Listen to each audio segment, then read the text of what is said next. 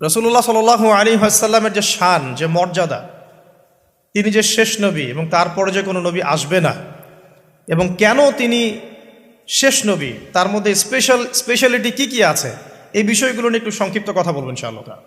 ঠিক আছে? ওমা তাওফীকি ইল্লা বিল্লাহ আলাইহি তাওয়াক্কালতু ওয়া ইলাইহি উনীব। আমি আলোচনা শুরু করতে যাচ্ছি একটা হাদিস থেকে। একদিন রাসূলুল্লাহ সাল্লাল্লাহু আলাইহি ওয়াসাল্লাম মসজিদের পাশ দিয়ে হেঁটে যাচ্ছেন, মসজিদে নববীর পাশ দিয়ে। তখন সাহাবায়ে কেরাম রাদিয়াল্লাহু আনহুম আজমাইন তারা মসজিদের মধ্যে বসে একটা বিষয় নিয়ে কথোপকথন করছিলেন। তো নবী সাল্লাল্লাহু আলাইহি ওয়াসাল্লাম জিজ্ঞাসা করলেন যে তোমরা কি নিয়ে কথা বলছো, তোমরা কি নিয়ে কথোপকথন করছো?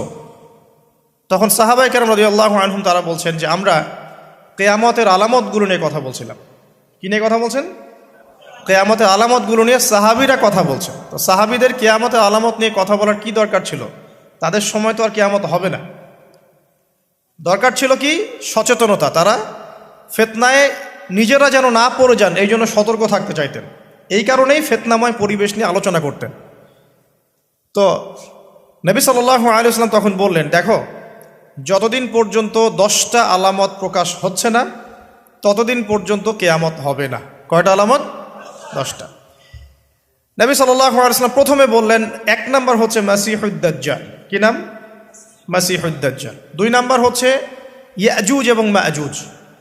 এর আদম সন্তান পৃথিবীতে বের হবে এবং পুরো পৃথিবীটা ম্যাসাকার করে ছেড়ে দিবে। আর মাসিহুদ দাজ্জাল সেও বের হবে শেষ জামানায়, যে ইহুদিদেরকে নিয়ে পুরো বিশ্ব শাসন করবে, বিশ্বের প্রতিটা ডিপার্টমেন্ট সে রুল করবে। এবং দাজ্জালের চেয়ে ভয়ঙ্কর কোনো ফিতনা এই পৃথিবীতে আসে নাই, আসবেও না। প্রত্যেক নবী তার কওমকে দাজ্জাল সম্পর্কে সতর্ক করেছিলেন, এমনকি নূহ আলাইহিস সালাম পর্যন্ত তার উম্মতকে দাজ্জালের ফিতনা সম্পর্কে সতর্ক করেছিলেন। নবী সাল্লাল্লাহু আলাইহি ওয়াসাল্লাম বলেছেন যে তোমরা যদি সূরা কাহাফ তেলাওয়াত করো, প্রত্যেক জুমার দিন সূরা কাহাফ তেলাওয়াত করো, অথবা সূরা কাহাফের প্রথম 10টা আয়াত, শেষ 10টা আয়াত মুখস্থ রাখো, ইনশাআল্লাহ তাআলা মাসিহুদ দাজ্জাল তোমাদের কোনো ক্ষতি করতে পারবে না।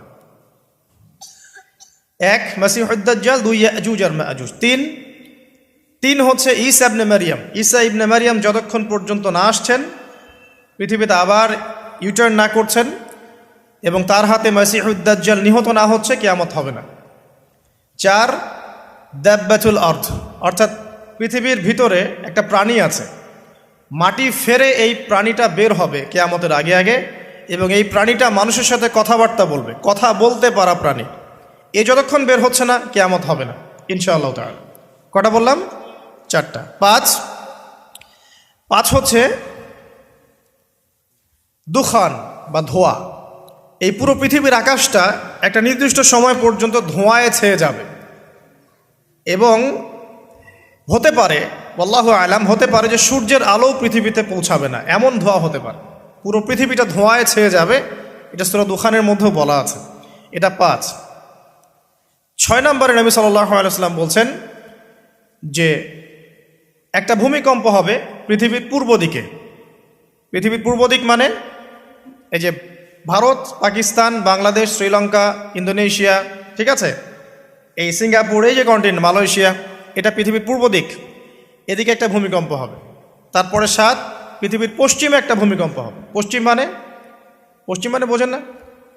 পশ্চিমা বিশ্ব না, সৌদি আরব না, পশ্চিমা বিশ্ব, ব্রিটেন, ফ্রান্স, জার্মানি, তারপরে যে রাশিয়ান কন্টিনেন্ট, হ্যাঁ, ইউক্রেন, এদিকে আপনার আমেরিকা, এই পুরো পশ্চিমা বিশ্ব, এখানে একটা ভূমিকম্প হবে বড়। এবং এগুলো এমন হবে যেগুলোতে ভূমি মাটিতে ধসে যাবে, মাটিতে ডুবে যাবে। ভূমিকম্প না, ভূমিধস। 8 পৃথিবীর মাঝখানে মধ্যপ্রাচ্যে একটা ভূমিকম্প হবে, যেখানে আমাদের সো কল্ড আমিরুল মুমিনিনরা থাকে, যারা আমেরিকা এবং ইসরায়েলের বন্ধু, এদের এখানে একটা ভূমিকম্প হবে ইনশাআল্লাহ তাআলা। আর 9 ইয়েমেন থেকে একটা আগুন বের হবে। ইয়েমেন থেকে একটা আগুন বের হবে, যে আগুন মানুষকে হাসরের মাঠের দিকে তাড়িয়ে নিয়ে আসবে। আরেকটা বলেছেন 10 নম্বর, যেটা এই মুহূর্তে আমি ঠিক মনে করতে পারছি না। তো এই 10টা আলামতের কথা নবী সাল্লাল্লাহু আলাইহি ওয়াসাল্লাম বলেছেন, না হওয়া পর্যন্ত, এই 10টা আলামত না আসা পর্যন্ত কিয়ামত হবে না। ঠিক আছে?